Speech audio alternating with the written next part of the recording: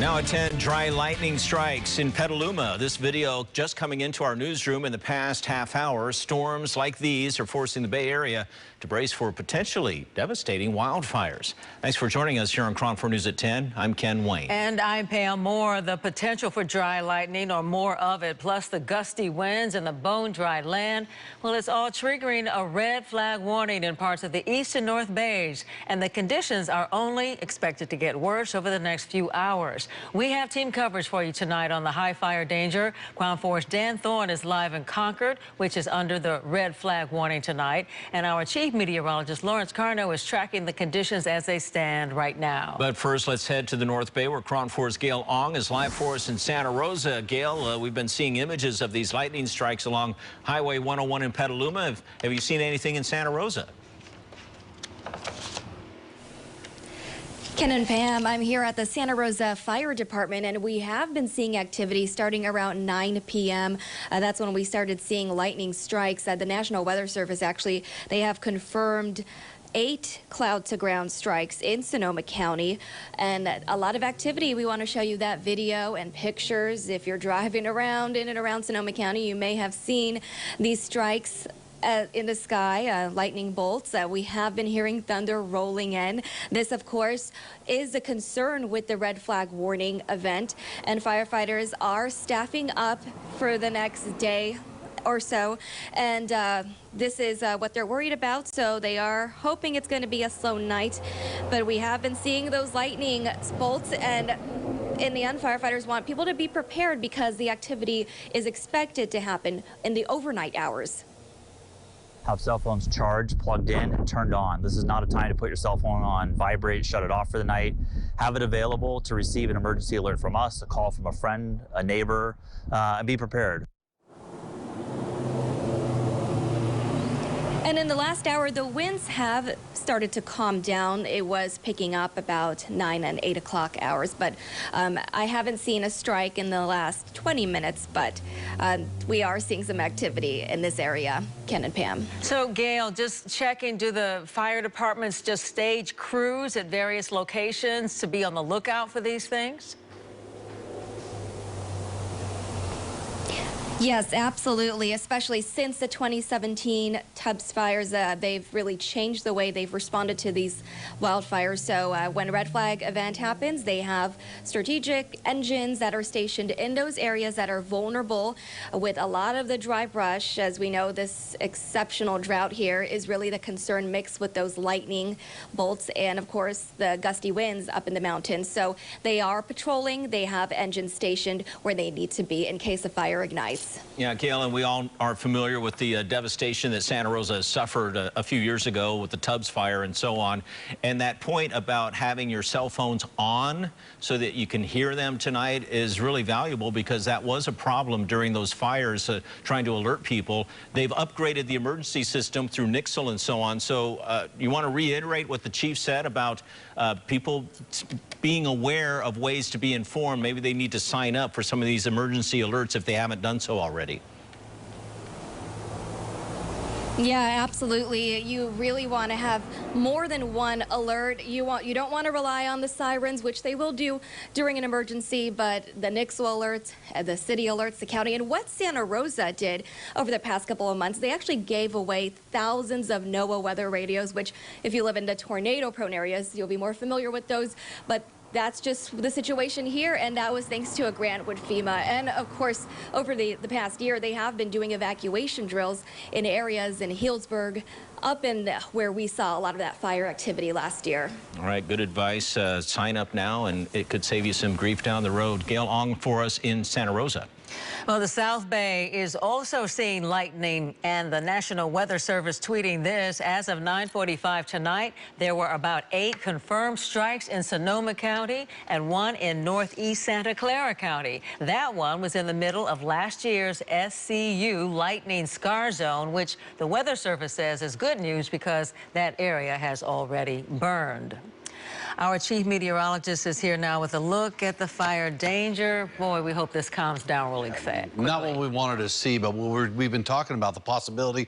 Now it's kind of all coming together here at the same time, really getting going in the evening hours here after the sunset, all that activity, that lightning activity developing around the Bay Area, and really it's just starting to kick off outside right now. Numerous thunderstorms, cumulonimbus clouds rolling through the Bay Area right now. In Sonoma and Marin, you can see these cells coming down, bringing some lightning strikes and some big-time cells just kind of rolling in. You even see near San Rafael right now, you've got a pretty good cumulus tower. Wouldn't be surprised if we get a lightning strike out of that one very soon. And you see another one just off the coastline south of Bolinas, as we're going to see more of that activity and plenty more off the coast. So we're watching these all very, very closely, and same with many of the fire departments. So they're going to be tracking these lightning strikes. You know, some of these lightning strikes can hit the ground and they can smolder for a little while before starting a fire, and then all of a sudden those fires take place. So they're going to be on track looking for those for tonight. We've seen strikes near Rohnert Park. These strikes over the last 15 minutes or so near St. Helena, you can see a pretty good cell moving in that direction. We've seen some of that also in Solano County over the past hour or so. Numerous lightning strikes as a series of cells began to rotate through that area, and lightning coming down across that part just to the east of Fairfield. And now we're starting to see some strikes showing up in parts of the East Bay. You see that cell right there producing some lightning strikes just over the past 15 minutes or so, and they continue to move a little bit further to the east of Livermore. So it's just beginning to get active out there right now. I think we got a long night ahead, seeing that we're already seeing lightning now, and now we're starting to see the cold front get a little bit closer. So don't be surprised tonight. Be ready to go. We've got the lightning out there, and underneath some of those storms, we could see some very strong gusty winds with that as well. And that means, well, you've got to be careful, as those fires could get started and they can move rather quickly beneath some of those thunderstorms. All right, we're going to go to Dan Thorne right now. He's in Concord. So far, we haven't seen the lightning there just yet, Dan, but it's not that far away. That's right, Grant, or excuse me, not Grant, Lawrence.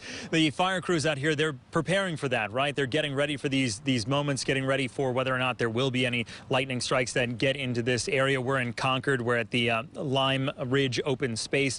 We spoke with the deputy chief of the Contra Costa County Fire Protection District, who said that they were beefing up tonight. They would be adding additional resources, and a lot of their emphasis has really been on pre-positioning into this overnight, anticipating what's going to be coming and how that goes into the morning.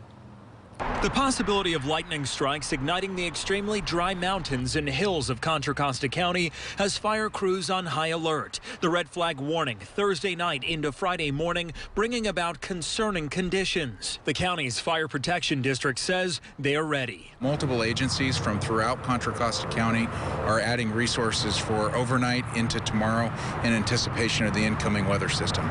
Aaron McAllister, deputy fire chief with the Contra Costa County Fire Protection District, says the resources include 5 additional engines, 2 additional chief officers, 2 bulldozers, a hand crew that's not normally on duty at night, the district's water-dropping helicopter Conair 1, as well as secondary eyes in the sky. The higher elevations, filled with dry grass, trees, and brush, will be a central focus.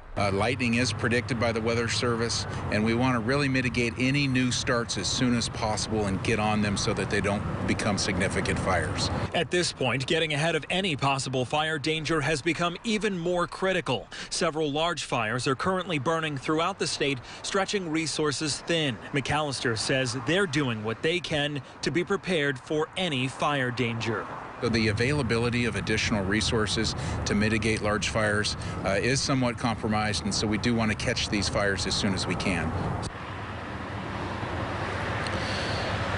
Well, it seems like some of these preparations were put into action tonight. We found out within the last hour that crews were able to get a vegetation fire under control over near Grizzly Peak, and we all know how in the Oakland Hills there can be that constant danger of fire breaking out there. Oakland, Moraga, Orinda, and East Bay Regional Parks all responded to that. They were able to get it under control around 9 o'clock tonight, so good work by them. Fire officials also reminding people that if they see any fire or if they see any smoke, to give them a call to let them know. Do not assume that somebody has already reported this. Also, if you believe that you might be in any sort of danger or facing any sort of threat from fire, evacuate the area, get out of the area. Do not wait for emergency crews to notify you to do that. And they're also asking people who are planning on maybe doing any yard work or weed abatement tomorrow to hold off on that. Tomorrow is not the day for people to be doing that, especially if you're going to be using any sort of equipment, because that could spark a fire in this kind of weather. Reporting here live in Concord, Dan Thorne, KRON 4 News.